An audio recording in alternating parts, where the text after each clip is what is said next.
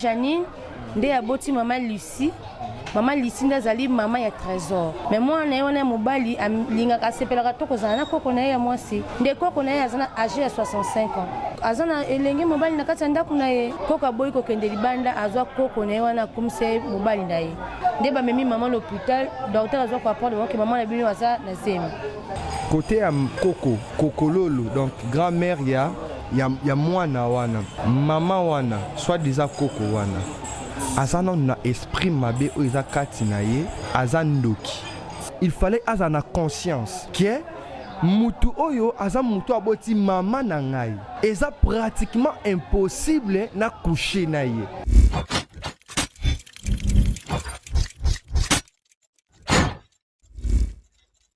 ezali mosali ya nzambe na ye elongo tokoyeba kobeta liso na lobi ke non toyambi mpona bino prophète Gilardin Lwanga ye azali mosakoli ya nkolo na loboko na ngai ya mwasi nazali na mama Nancy ye azali journaliste na kati ya Congo Esengo Télévision na bango elongo tokoyeba kobeta lisolo oyo eza koderange Koko apesi mama ya mama na ye zemi histoire vraie esalami na bumbu. L'homme de Dieu, bonjour. Bonjour papa journaliste. Et ça c'est un peu na biso koyambo na émission parce que toujours le bel sujet où ils a caractérisé communauté na biso na bambeba o ekoti nango na banzo ali disponible pour na ko solona biso longo. Oui, je suis disponible papa. Merci beaucoup na mutuel biso lisolo zali maman Nancy tokoti ke la miko pour que ya pese la biso e banda kinenge nini et ça mi na avenue nini na lupangu nini. Maman oya tindi aya kolekana pour que aba ko transmettre message oyo na ba congolais belé par rapport à likambo comme parce que libale kena kobeba parce que libale ko tumbutu malédiction na kati envoûtement ou bien leur kosonde ya koko kozambonga ya koko naeba mécanisme no se me comme ici bato na likambo wana nde to lingi to découvrir ngo maman Nancy mbote nde kushilo. Et bandaki ndenge nini eza ndenge nini et pourquoi olingi juste que to sur la lisolo oyo pembeni pe un homme de Dieu pour que to eba ko fongola masolo yango. En fait lisolo ezali mama ya mwana nde alobi na ngana leka pona beta yango. Pourquoi mosali na nzambe azali ya koyesa biso ba conséquences nango spirituelles. Il y a problème oyo ekomi na famille oyo esami na commune ya Bumbu. Donc maman wana azali maman aboti garçon wana. Autant ba kombo si ya moyen. Soit au code ba kombo ngo pona ko pesa ngo mwana ni moi crédibilité. En fait pela ko ba maman Janine nde aboti maman Lucie. Maman Lucie ndazali maman ya Trésor. Maman Lucie azali mwasi na kati ya libala za femme au foyer na mobali na ye na bana na ye. Mais moi na yona mobali lingaka sepelaka to kozana na koko na ye ya mwasi. Akendaka pa koko na ye ba vacances ya koko na pe lundi na zongi na samedi au ne pe classe. Nde koko na ye azana âgé ya 65 ans. Donc koko ba posa ya nzoto eza nanu pona ye ba posa nzoto ezali amoni ke azana elenge mobali na kati ndako na ye koko boy ko kende libanda azwa koko na ye wana kumse mobali na ye. Ba makana ye ba kenda makana ba hotel bakena basala kapesa koko na ye bambongo koko na ye comment même que éviter ba jeune fille. Donc ceux qui moi jeune fille pembeni na ye donc ça ne va pas. Même maman na ya sala constat lobi amona na ngai linga susu ba jeune fille te baninga na classe ba ya omona azobenga na bango. Na yango koko wana komi ko bela zobela bana ba bité maman so ko mukolo to meme na hôpital. Nde ba memi maman l'hôpital docteur azo ko apprendre que maman na bino aza na zemi. Maman wana zema nani ali nkolobate zema nani ali nkolobate ti nde balobaka ba le miroir des oreilles ba susu pe ba monaka te to monaka maman na bino na koko na ye bakendaka esika boy basalaka boy jeune garçon azana 22 ans babengi aye ba mona batuni yo bima na koko o apesa nga mbongo loba na nga boy alingaka tena zana ba jeune fille abia za bien pour na ngai na sape koko na ye na sape mobile na ye ko sala eloko de koko akomi na zemi. De papa ya mwana lobi libala pe susu na mama ekozala te po mama ya mwasi abebiseli mwana na ye. Na yango mama tindeki ngana leka to solango ukwa pe mosala nzamba za to ba conséquence ya makambo ezani ni spirituellement. Mama wana zo libala na ye zo kufa po na mama na ye même grand-mère wana zo provenir kolobake mwana ya mobali wa mwana wana mobali ko voyager te lokwa papa na ba voyager soka voyager ko tika ina nani. Donc c'est un peu ça. Mosala nzamba za yebisa biso ba conséquences ya makambo fait ya makambo. Mais non, na tout peu mutuna moko pour que topé salon de deux paroles. Et bima ki ndenge nini kuna na commune yango ya Bumbu ba jeune ba réagir comment d'abord ba jeune ba réagir comment par rapport na sango wana ba jeune ba réagir mabe ba tomboki ba beza kindoki c'est la source eza mabe koko wana asali o ezalaka te to to bien inceste to bien ngoni ni mwana wana wa kobota mobenga koko wana nani mutasepe nango ezateze lo moko esalami surtout na famille ya papa ya mwana wana ba juger famille wana do famille ya bandoki bato basepe nango te eza elongo ekosama te mona peut-être cousin na cousine basalongo yana leki na ndako tobe wanga système elongo na niveau ne comme na niveau ya koko donc et comme vraiment le cas mosusu. Merci beaucoup maman Nasi na rozongolo na suka mosala na nzambe bino boza bato oyo boyebi mama uzindo biblia lobi keno mwana oyo amoni bolumbu ya mokolo azana malédiction. Par là qu'est-ce que nous pouvons dire eza au fait toko tolingi obimisela biso réflexion moko par rapport ya makambo ekomi sur le plan spirituel. Mwana wana azali ndoki mwana wana azalaki envoûté koko wana azali ndoki bien ça normal eza bolongo pona poto pesa le marango na poto komona mutobi manambwa mama na omona yana ligo mana mwasi moko des histoires mais étant que homme de Dieu oza mosala nzambe leçon de quoi tirer na ono se komi na famille wana. Merci beaucoup pour la question de co-journaliste. Omoni ba makambo susu eza ko se passer lelo na ba famille surtout na biso ba africain nazo comprendre te. Omoni kindoki ya mindele zalaka bien na sens nini na lobango bien pona nini parce que baza ko éviter ba makambo tu vois kindoki na bango ba sala ba makambo to mona na miso ba sa ba avion et mata likolo ba sali ba voiture ba sala ba téléphone ba android même to salela koyoka histoire o mama memeli biso tant que naza prophète na éthique prophétique eza bien te alors eza ba signe satanique côté ya kokololo donc grand-mère ya mwana wana ya liboso mama wana soit déjà koko wana azana na esprit mabe o eza kati na ye azandoki tu vois on a zoloba eza makambo eza vrai maman wana azana ba esprit mabe pendant que nzamba sali mokili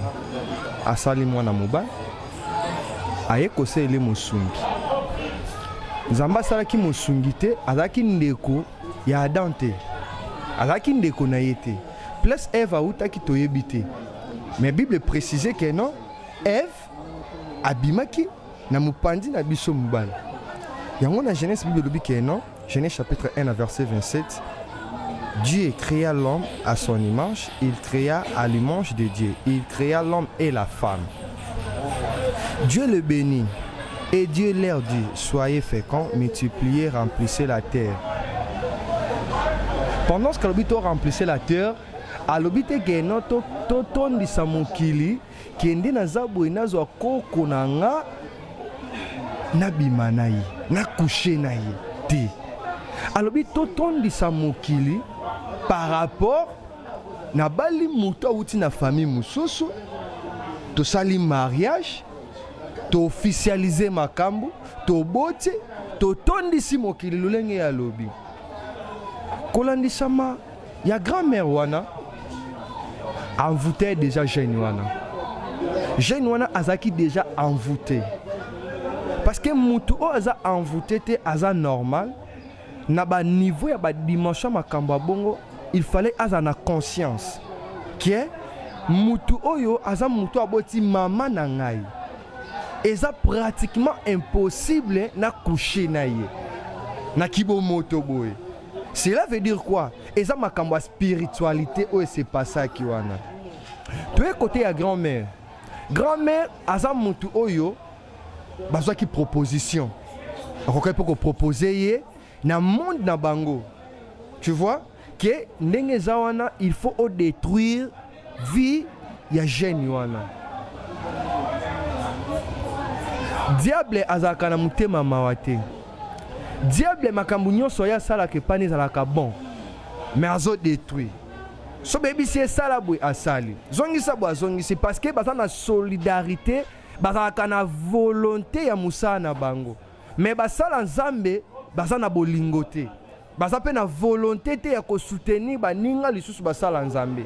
Mais maman o pendant que sala ke loko wana eza demande e wutaki na deuxième monde, na monde des esprits. Et ça va commander qu'il faut ça la boy, il faut ça la boy. Ayo proposer jeune wana. Jeune wana azaki envoûté. Ya liboso. Côté ande kona biso mobile. Pendant que yo ozo coucher na grand-mère na yo. Et loko nini oyo okozo. Na place ozo bénédiction, ozo malédiction. Parce que yo za koko tokolo badon aza grand-mère na yo omoni bolumbu na ye yo mwana mukie pendant que Monica a déjà bolumbu ya grand-mère na yo tu es déjà maudit. Mwana oyo koko na mimi na mwana même temps mwana epe noko na ye quelque sorte olobi mwana oyo koko za en même temps le garçon Robenga mwana za en même temps mwana na ye en même temps noko na ye. Merci pour la question. Merci pour la question. Omoni zemi wana oyo ekoti eza recommandation e wuti na deuxième monde. Oyebi ba race avatar. Ba race avatar baza na mokilo. Ba race avatar baza batu oyo tozomona bazie na mission na terre. Ba eko détruire terre. Yango zomona bat bazobota bota belé bana o bazobota wana baza bana normalité baza ba race avatar ba o ba ye mission na mokili ba ye pona kokisa mission ya diable o aza Lucifer nina lobaki na mission ya mama émission etole kanbaki non diable akiti na kanda, tu vois maman wana en personne ozomone mutu mais aza na be esprit mabe ba recommander il faut bota. Mais pour bota, il faut bota nanani na koko dans le robada na keko mwana ya mwana na yo. Il faut coucher na ye pour que obimisa race avatar. Race avatar wana aza race oyo akoya pona koya ko détruire mokili oyo. So kaza mwana mwasi koko la ne déjà abando séduire mibal. So kaza mwana mobile koko la ne déjà tant ko migrant ako détruire bana basi ebele. Mission na yeza ko coucher na bana basi, ko bebisa vie ya bana basi. Nde lelo yango tozomona. Ozomona? Oui, physiquement toko loba oloba nini abenge noko. Abenga ozo na lize na libumwana. Abenga ye noko koza lileke mama na ye déjà. Et même pas moi na ye. Oui, toko loba bongo. Toko loba bongo. Ozomona? Cela veut dire quoi? Eza makambo ezoko se passer na monde de spiritualité. Mwana wana soka botami, a mwana te. Boka mamna luba. Mwana wana za mwana te. Mwana wana a mission. Batindi ye na terre opona ko ya ko détruire, ko gorger, ko bebisa mokili, ko séduire. Yango moni ba fille ebelo zo mona zo paraître belle, chic, bien habillée. Yumoko komiga bitala ozokamwa aza envoyé à Lucifer, aza envoyé à diable, tu vois. Alors maman wana to grand-mère wana a détruit déjà vie ya jeune wana ya liboso aibi ya liboso na no ora na ye étoile o eza kati ya ndeko wana parce que vie ya ndeko wana est comme lokola esclave ba commissie esclave, tu vois. Donc bazui bakangi quelque part malgré azo vivre mais esclave déjà quelque part parce que basali transfert des esprits ba transférer esprit na ye na monde des esprits na monde oyo bango bakuta na ka monde ya diable bazui esprit ya ndeko wana ba transférer yango quelque part pour na ko détruire vie na ye parce que ndeko wana soko tali bazaki na étoile parfois ya cause la grand azaki na étoile à cause la mutu munene na vie mais lelo tala ndenge diable a changé ka parcours ya mutu tala ndenge diable a ko détruire vie ya mutu grand-mère wana eza mission au batinda qui est premièrement pour nous détruire non nous mwana na ye ya mibale babota na ye pour babimisa race avatar kanga mamna lo banayo jeune wana aza envoûté parce que pendant que yo ba envoûté yo ozola na ngai bozo coucher na mutu tant to salaka rapport sexuel bozo yo mwasi na mobile bozo sangsa nzoto esprit o eza kati ya mwasi soka na esprit mabe directement zokota kati na yo soki yo pe mibalo na esprit mabe directement zo sa transfert bien qui transfert des esprits bozo ko se communiquer ozomona parce que balobi ordonne ce qu'on a esprit za ki kati na grand-mère wana nde côté pa ya jeune wana akoki koza na esprit inconscient tout soit akoki koza na esprit conscient esprit inconscient eza muto yo bazo manipuler yo sans le savoir ozoyebelo ozo salate mais esprit oza consciemment ozoyeba ke naza na kindoki ngam na bomi papa na biso ngam na teli muto au poison ngane muto na finaki muto na butu kingo oyone eza consciemment alors si konga na pesa conscient na bato bazo landa biso malamu za na kindoko eza conscient que kindoko est inconscient parce que kindoko est inconscient oroboma bato rosaba buzo bebele mais ozoyeba te ke ngam na osama makambo famille peso kufa via batezo beba mais kindoko est conscient ozoyeba ke naza conscient ke ngam na teli muto poison tonga mutu nazo freiner via mama oyo oko kendo luka délivrance parce que au moins que non até malgré kindoko ngo na osana nga makambo peso simba te naza pauvre opumwa na butoli ya misuna bato eloko avina omoko te na mokilo ya avansaka mais bible lobi na biso nini molimo o biso to yambi abi na biso to luki bo considérer ya kopesa biso nyonso o eza posa mutema na biso na obligé otamwa na voiture ya olata bien kolia mais yo kindoki oza nango na mokilo oza oliaka bien te olata bien te oza salité venda sola bo tutu elata yo sola kimpuka siko molimo nini oza nango ozomona mais so oza na kindoko oza conscient oyambango paster bondela mpo na ngai nasalaka mabe nabomaka bato nasalaka boye patati patata tokomemo na délivrance mpe nzambe akosikola yo nzambe akokangola yo cela veut dire quoi mama wana aza na kindoki consciemment ayebi kaza na kindoki parce que bazotinda esala boye mais ndeko wana nayebi te bakoki kokomise bakotia esprit moko qui est conscient to esprit moko ya consciemment azoyeba to makambo azosala ou bien azoyeba to bien koko na ye wana azomanipuler ye mais eza abomination parce que moi na aza race avatar ako détruit même famille na bango eza na ba problème famille na bango ba na problème parce que ba boti race moko très dangereux parce que azoya no pona ko freiner no vie na bango pona ko détruire makambo na bango ba discussion famille na ba na problème en plus boyoka na famille na ezalate bolu yeki ekoti. Merci Mosali Nzambe tokomi presque à la fin. Un dernier mot par rapport à la recommandation que ça la famille parce que maman a tindi de kononsi aya kolobela histoire na émission na biso histoire vraie oyo aza juste na besoin à cause na moi le maman réconfort à salanine. Merci beaucoup. Ya liboso moi na fois kufa oh api o aza libuma maman parce que aza moi na normalité aza race avatar oui c'est normal.